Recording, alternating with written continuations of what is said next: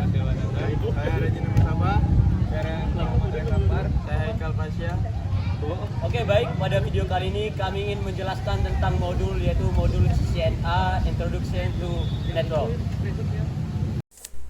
Baik, assalamualaikum warahmatullahi wabarakatuh.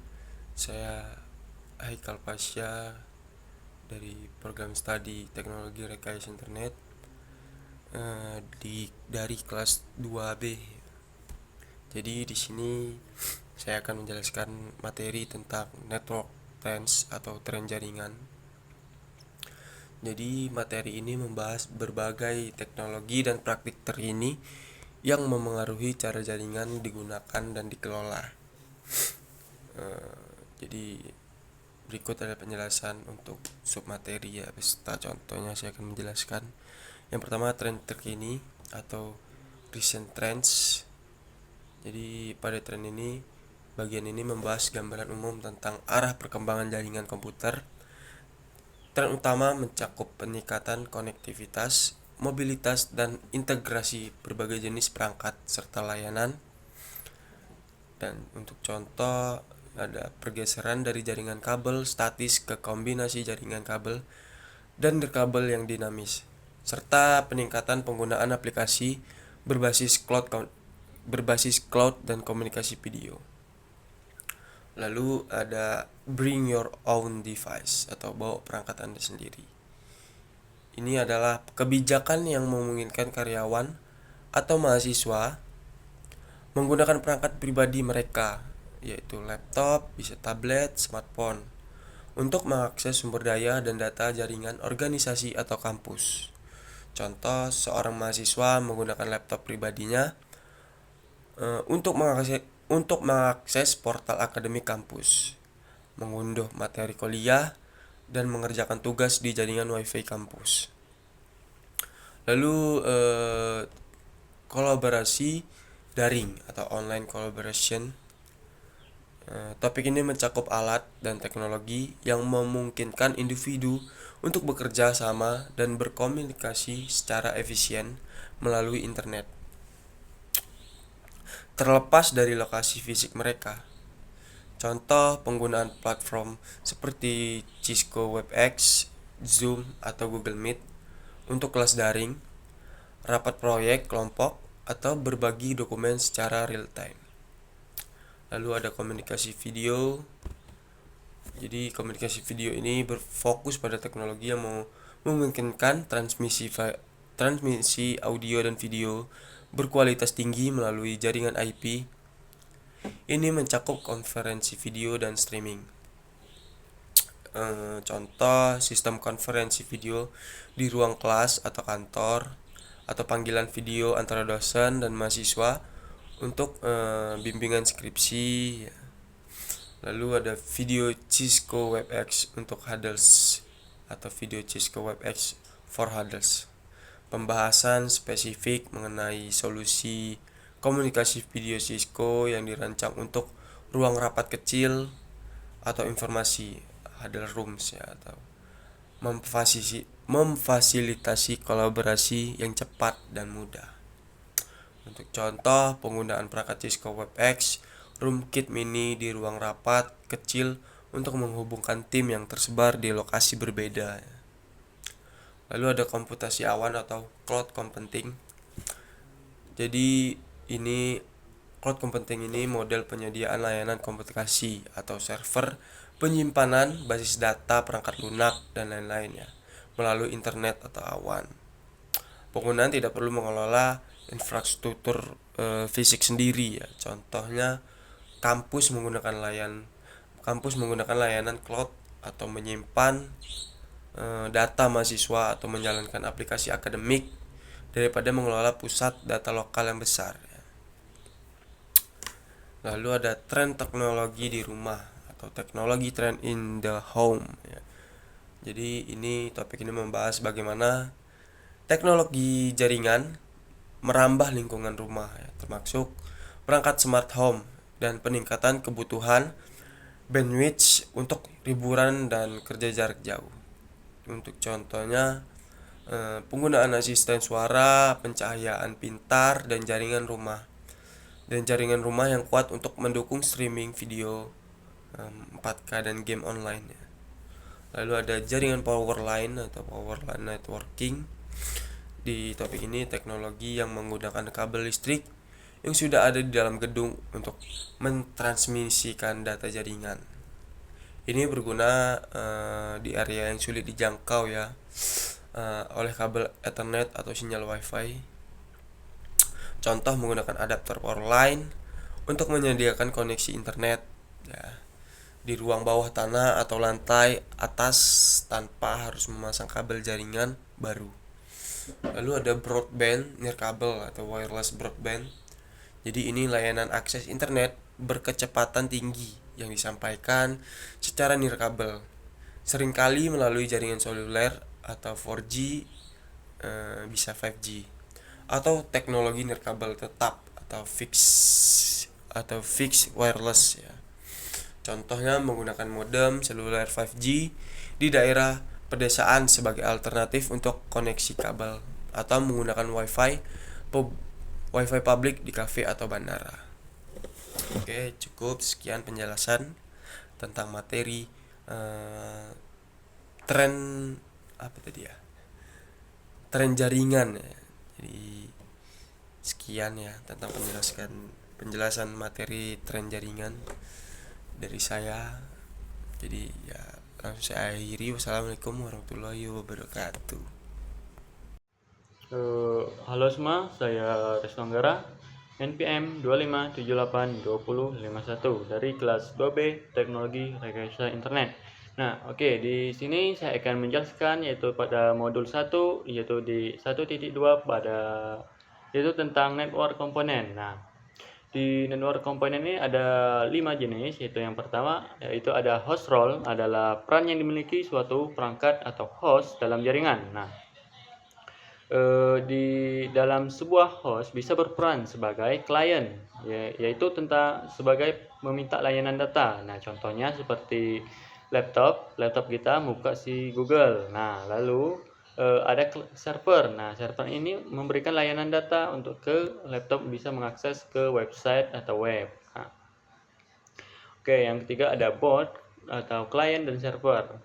Di sini bisa meminta sekaligus memberi layanan. Contohnya seperti komputer yang berbagi file ke komputer lain. Nah, intinya host role ini berfungsi untuk perangkat dalam jaringan begitu. Oke, yang kedua di sini ada peer to peer. Ya, peer to peer ini adalah model jaringan yang dimana semua perangkat setara, artinya setiap perangkat bisa menjadi klien sekaligus server. Nah, untuk contoh peer to peer ini ada seperti laptop A mengirim file ke laptop B. Nah, tanpa surat server pusat. Yang kedua sini seperti berbagi file lewat Bluetooth atau LAN sharing. Intinya sini seperti laptop satu ke laptop satu gitu. Untuk ciri-ciri peer to peer ini tidak ada server utama.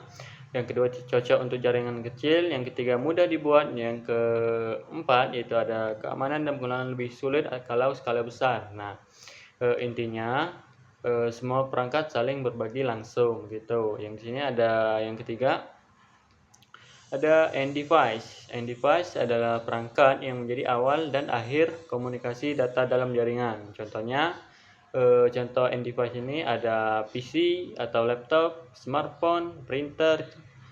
Yang keempat ada server, yang kelima ada IP kamera, dan yang keenam ada yang terakhir ada smart TV dan lain-lain.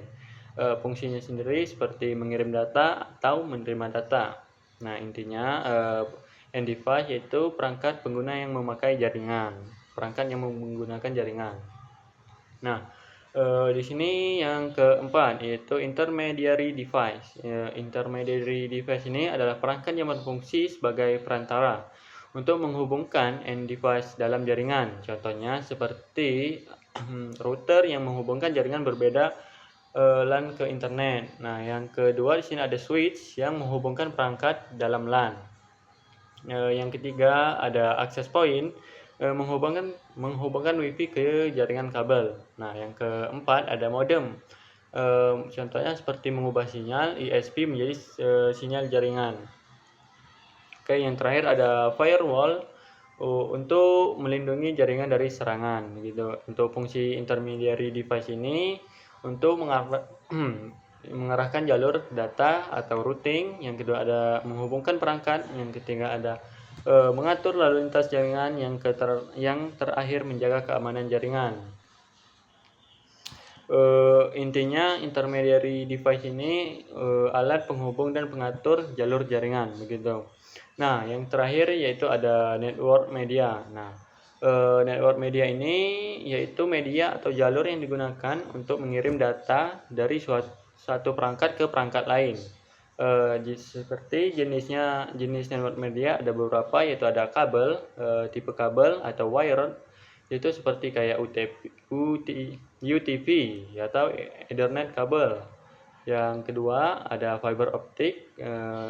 Fiber optik ini kalau tidak salah paling cepat dan jauh. Yang ketiga koaksial, itu jenis-jenis kabel dalam network media. Nah, di network media juga ada nirkabel atau wireless.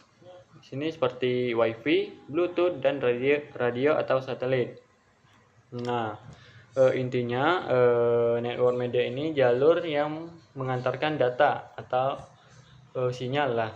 Nah, oke, untuk kesimpulannya di sini host role tadi yaitu peran perangkat atau klien atau server. Yang kedua peer to peer, semua perangkat setara saling berbagi langsung. Yang ketiga end device, perangkat pengguna seperti PC, HP, printer. Nah, intermediary device ini yaitu perangkat penghubung seperti router, switch. Nah, yang terakhir network media seperti berfungsi untuk pengantar data seperti kabel dan wireless tadi.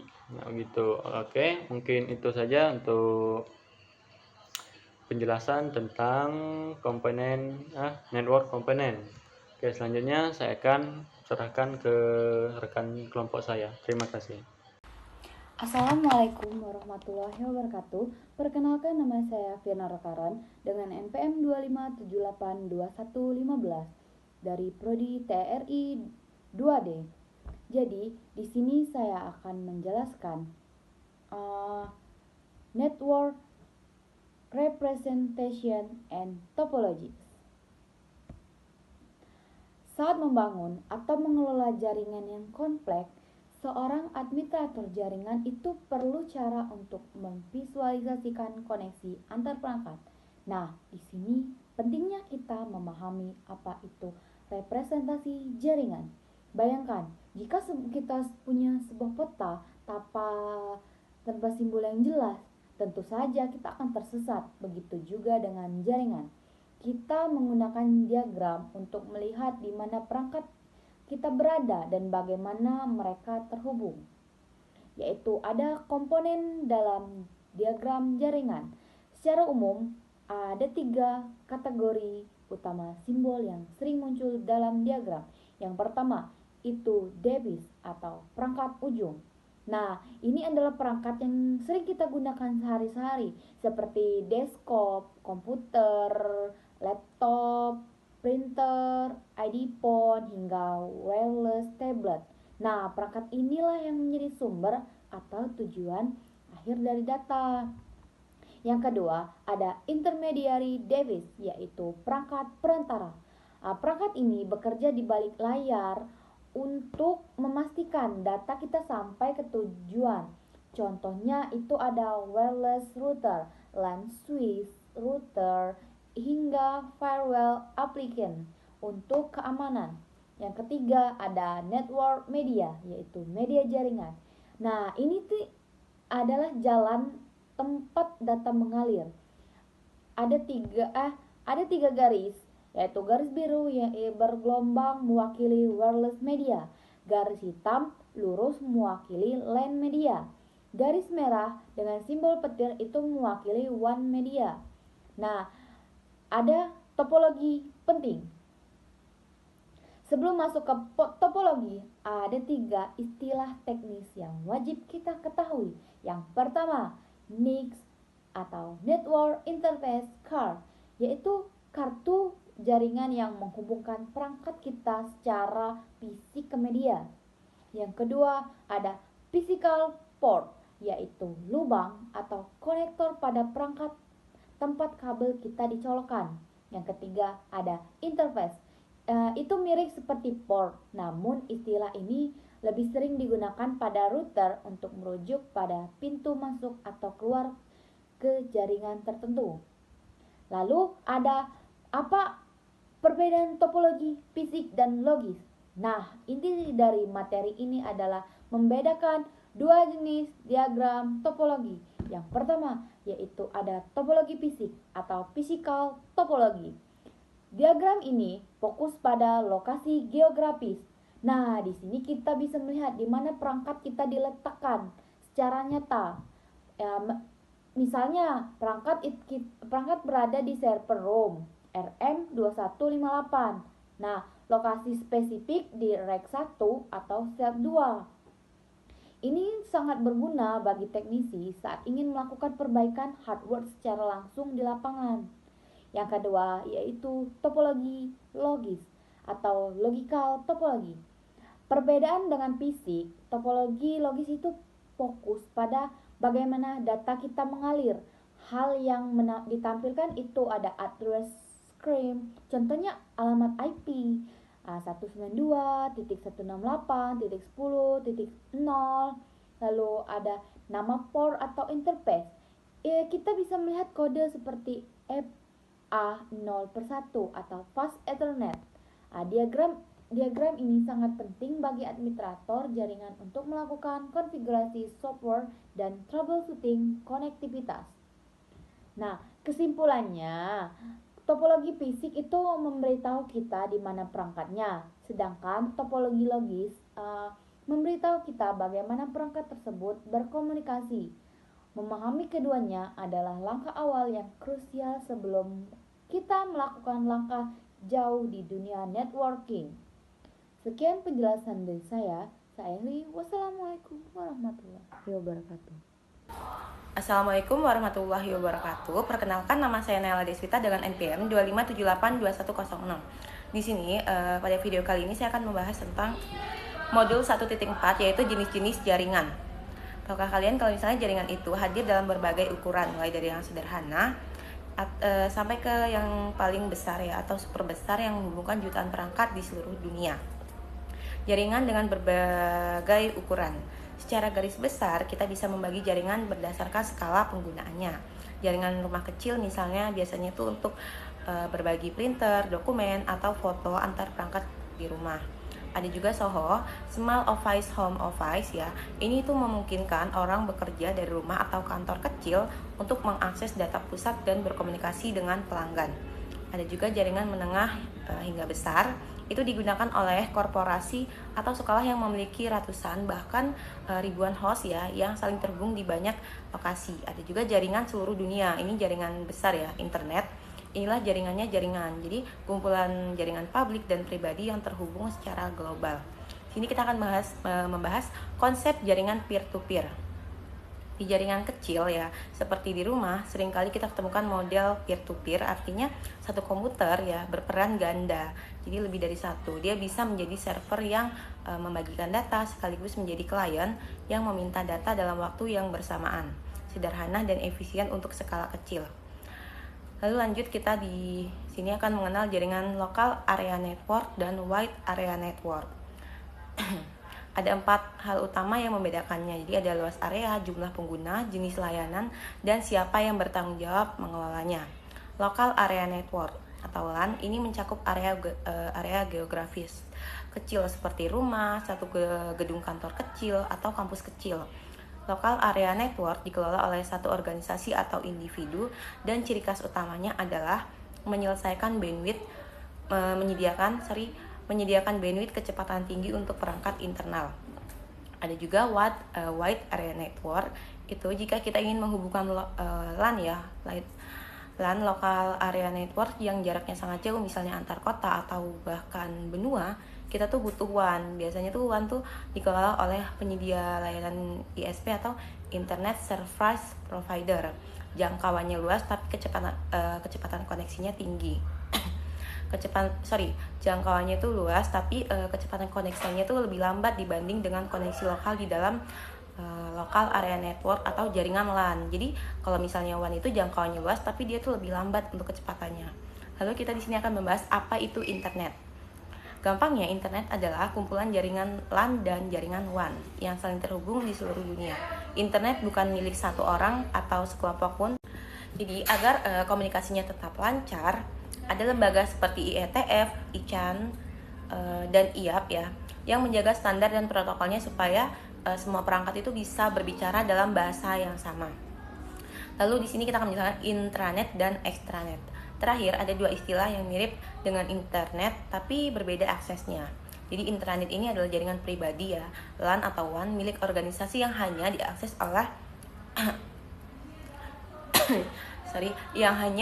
oleh pengguna internal saja seperti karyawan perusahaan seperti itu. Ada juga extranet, itu organisasi itu memberikan akses aman bagi pihak luar yang bekerja sama seperti pemasok atau supplier, pelanggan atau mitra bisnis.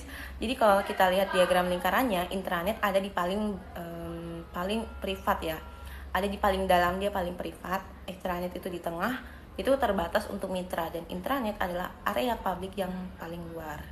Oke, mungkin cukup sekian video dari saya mengenai modul 1.4 ya. Kita bisa mengenal jaringan WAN dan jaringan LAN ya, mulai dari jaringan paling sederhana sampai ke antar benua, antar kota. Ada juga pengertian intranet dan extranet. Nah, sekarang jadi kita sudah tahu tentang jenis-jenis jaringan. Sekian video dari saya, kurang lebihnya saya mohon maaf. Saya akhiri. Wassalamualaikum warahmatullahi wabarakatuh. Assalamualaikum warahmatullahi wabarakatuh. Perkenalkan, nama saya Dimas Dewananda. Saya berasal dari TRI 2B dengan nomor NPM 257820037. Jadi di sini saya akan menjelaskan materi 1.5 tentang koneksi jaringan.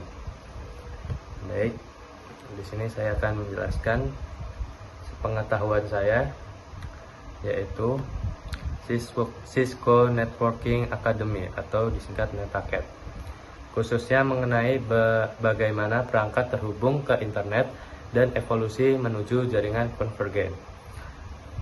Yang pertama ada teknologi akses internet, yaitu rumah versus bisnis. Perbedaan utamanya antara keduanya terletak pada keandalan, kecepatan, dan biaya. Untuk rumah dan kantor kecil itu ada kabel menggunakan infrastruktur TV kabel yang sangat cepat dan populer. Yang kedua ada DSL atau Digital Subscriber Line. Itu menggunakan jalur telepon kabel yang sudah ada, cepat, tetapi kecepatannya itu tergantung jarak ke pusat penyedia.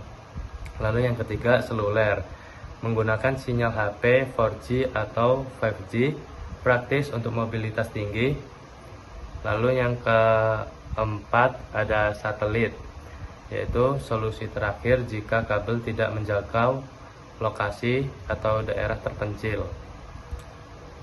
butuh pandangan langit yang jelas.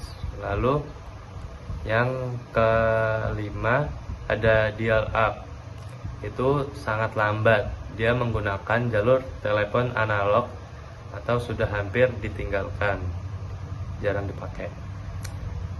Lalu untuk bisnis atau enterprise, yang pertama itu dedicated laser line, itu menggunakan jalur khusus milik sendiri yang tidak berbagi dengan orang lain atau sangat mahal tapi sangat aman dan stabil. Yang kedua ada Metro Ethernet, itu menghubungkan antar kantor gedung di satu kota dengan kecepatan seperti jaringan lokal LAN. Lalu yang ketiga itu bisnis DSL, biasanya bersifat simetrik atau kecepatannya unggah dan unduh sama besarnya, penting untuk server kantor. Lalu yang kedua itu ada jaringan konvergen. Jaringan ini adalah perubahan besar dalam sejarah teknologi. Yang pertama dulu jaringan terpisah. Jika ingin menelepon, ada kabel telepon sendiri. Ingin TV, ada kabel sendiri. Lalu ingin internet, kabelnya pun sendiri. Lalu yang kedua, konvergen. Semuanya itu seperti suara, video, dan data lewat di satu jalur kabel atau infrastruktur yang sama. Semuanya menggunakan standar yang sama, IP atau Internet Protocol. Lalu yang ketiga ada analogi. Dulu kita membawa kamera, pemutar musik, dan telepon genggam itu secara terpisah. Sekarang semuanya bisa menjadi satu di konvergen di dalam satu smartphone. Seperti itu. Lalu yang ketiga ada representasi jaringan. Karena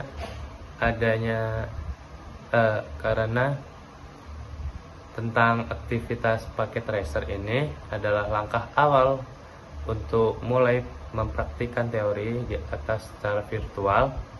Di dalam paket tracer kita akan melihat icon-icon yang memiliki materi tersebut. Yang pertama ada end device yang terdiri dari PC, laptop, server, dan IP phone. Yang kedua ada intermediary device yang terdapat router, switch, dan firewall. Yang ketiga ada media yang terdapat kabel tembaga atau copper, serat optik atau fiber, dan terakhir nirkabel atau wireless. Karena sebelumnya kita sedang mengerjakan proyek simulator otomasi jaringan dengan Python, pemahaman tentang jaringan konvergen yang sangat penting. Otomasi jaringan biasanya berjalan lebih optimal pada infrastruktur yang sudah terintegrasi konvergen karena protokol yang digunakan itu seragam. Mungkin sekian yang bisa saya jelaskan. Kurang lebihnya saya mohon maaf. Assalamualaikum warahmatullahi wabarakatuh. Assalamualaikum warahmatullahi wabarakatuh. Perkenalkan, nama saya Muhammad Ramadhani dengan NPM 2578245 dari kelas TRI 2B. Jadi saya di sini akan menjelaskan modul di NetaChat 1.6 yaitu arsitektur jaringan. Jadi arsitektur jaringan itu adalah sebuah rencana struktural yang menentukan bagaimana perangkat-perangkat dalam suatu jaringan komputer saling terhubung, berkomunikasi, dan berinteraksi satu sama lain. Sederhananya adalah cetak biru atau kerangka kerja yang mengatur tata letak, fisik, logika dari sebuah sistem komunikasi data. Komponen-komponen dalam arsitektur itu ada 3. Yang pertama ada hardware, yaitu perangkat keras seperti router, switch, server, dan kabel. Selanjutnya ada software, sistem operasi jaringan dan aplikasi pendukung. Selanjutnya ada protokol, aturan main agar perangkat bisa saling berbicara seperti TC, IP, dan atau HTTP. Jadi 2 jenis arsitektur berdasarkan hubungan logika. Ada 2 model hubungan yang paling umum digunakan dalam dunia teknologi. 1. Client server. Model di mana ada satu lebih komputer pusat server yang menyediakan layanan atau data. Sementara komputer klien meminta layanan tersebut. Contohnya adalah saat kita mengakses website atau database kampus. Yang kedua ada pertoper P2P. Di sini komputer memiliki kedudukan yang sama, tidak ada server tunggal. Setiap perangkat bisa menjadi penyedia data sekaligus penerima data. Biasanya digunakan untuk berbagai file dalam skala kecil atau melalui jaringan khusus. Selanjutnya ada toleransi kesalahan atau fault tolerance. Toleransi kesalahan adalah kemampuan jaringan untuk tetap beroperasi meskipun terjadi kegagalan pada salah satu komponennya, seperti kabel putus atau router mati. Redundansi. Kunci dari aspek ini adalah menyediakan jalur cadangan. Jika satu jalur gagal, data secara otomatis akan mencari jalur lain. Untuk contohnya, penggunaan topologi mesh, di mana setiap titik memiliki banyak koneksi, sehingga tidak ada single point of failure. Yang kedua ada skabilitas. Skabilitas mengacu seberapa mudah jaringan dapat tumbuh dan berkembang untuk mendukung pengguna baru dan layanan baru tanpa mengorbankan kinerja. Desain hierarkis. Arsitektur yang baik biasanya dibagi menjadi beberapa lapisan seperti akses, distribution, dan core. Dengan cara ini, kita bisa menambahkan beban di satu bagian tanpa harus membongkar seluruh sistem. Yang kedua ada efisiensi. Jaringan yang scalable memungkinkan penambahan ribuan perangkat dengan dampak minimal pada kecepatan akses pengguna lama. Yang ketiga ada kualitas layanan atau quality of service.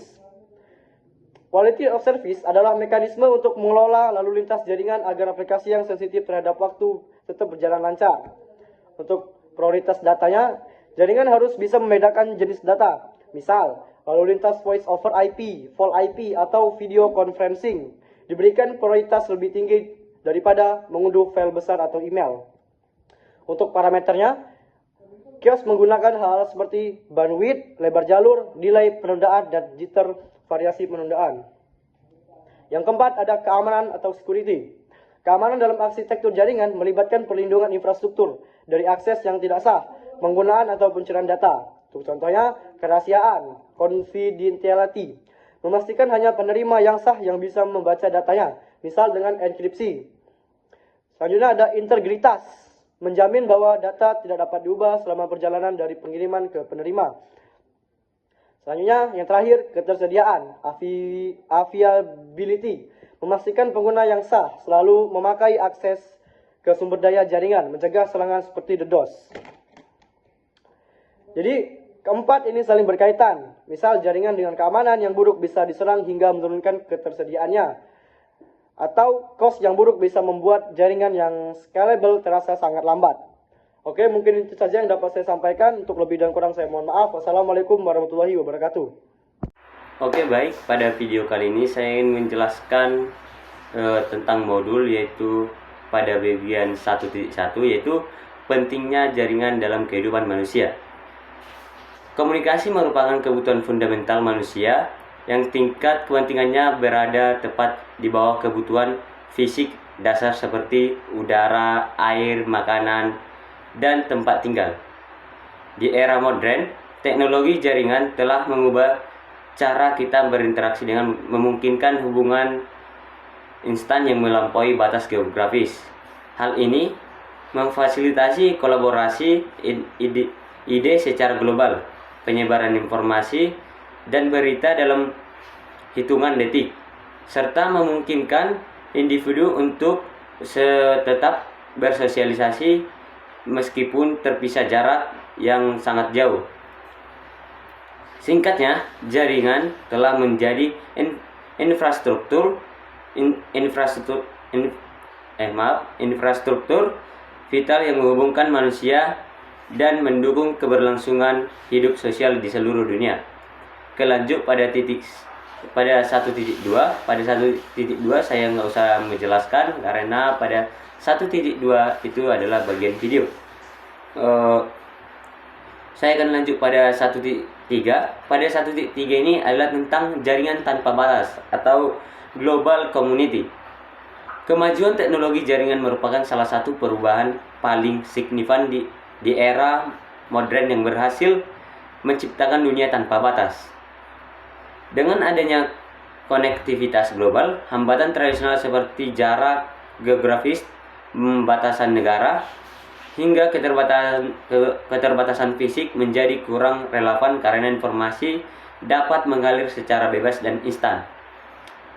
Hal ini mempermudah kolaborasi lintas negara dan memastikan bahwa setiap individu memiliki akses yang sama terhadap peluang dan informasi, sehingga dunia kini berfungsi sebagai satu komunitas besar yang saling terhubung tanpa sekat. Assalamualaikum warahmatullahi wabarakatuh. Di sini saya Muhammad Rehan Raffi Akbar dari kelas 2D. Di sini saya akan menjelaskan modul 1, yaitu tentang keamanan jaringan.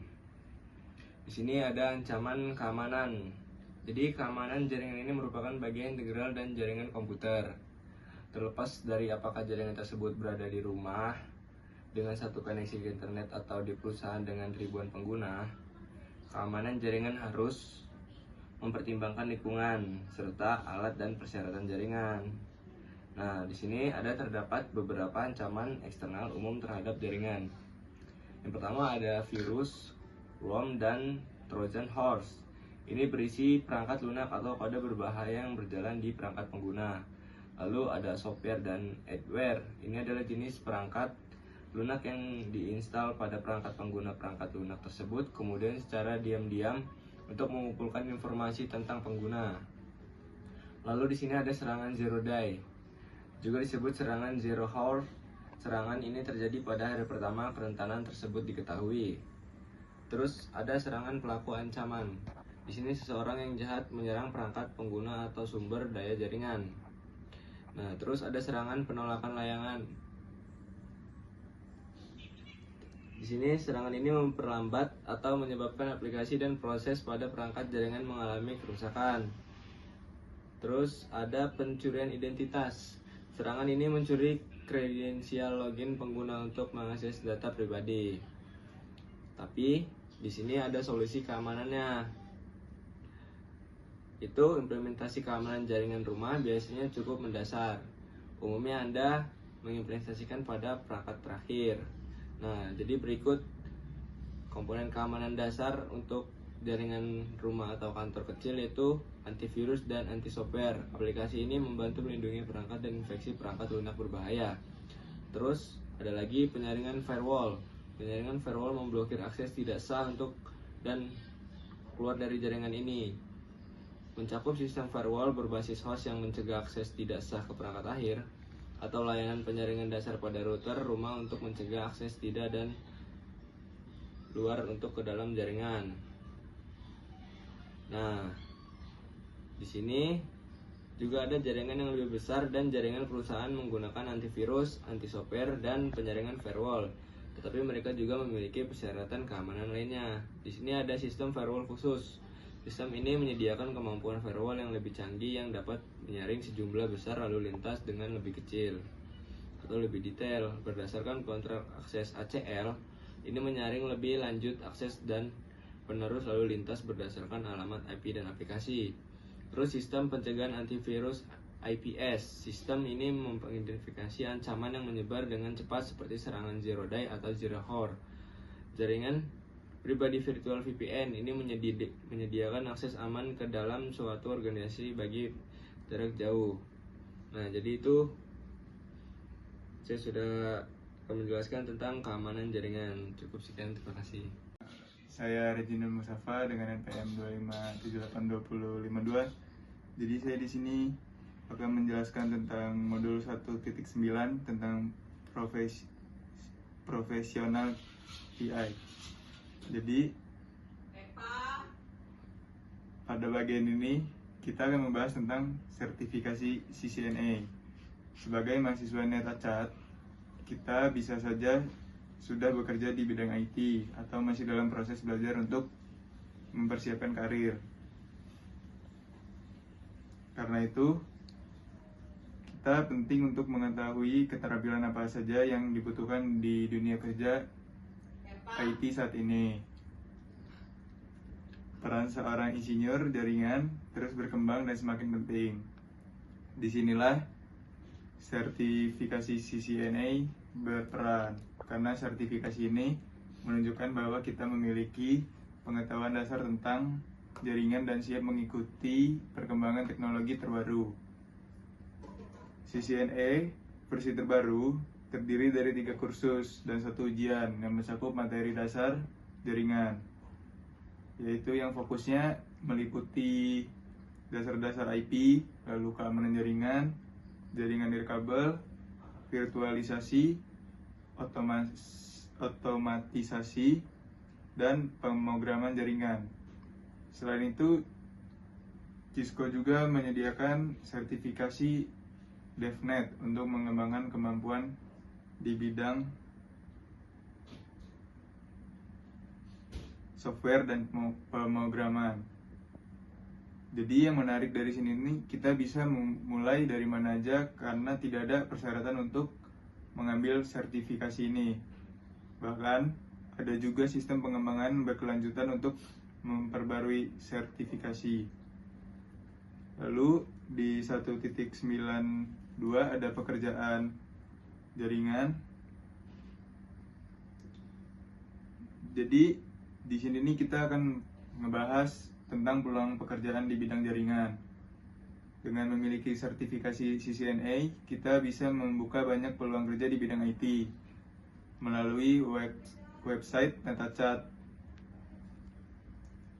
Kita bisa mencari lowongan kerja menggunakan fitur Talent Bridge yang menghubungkan kita dengan perusahaan termasuk Cisco dan mitranya. Selain itu, kita juga bisa mencari pekerjaan melalui platform seperti Indeed, Glassdoor, atau Monster dengan kata kunci yang bisa digunakan misalnya IT, administrator jaringan, arsitek jaringan, dan administrator sistem komputer. Nah, lalu kita juga bisa menambahkan kata Cisco CCNA agar pencarian lebih spesifik. Jadi, sertifikasi CCNA tidak hanya menambah pengetahuan kita, tapi juga sangat membantu dalam membuka peluang karir kita di bidang teknologi informasi ini. Jadi, segitu aja. Sekian, terima kasih. Oke, baik, cukup sekian hasil video kami. Walaupun ada kesalahan, mohon dimaklumi. Wassalamualaikum warahmatullahi wabarakatuh.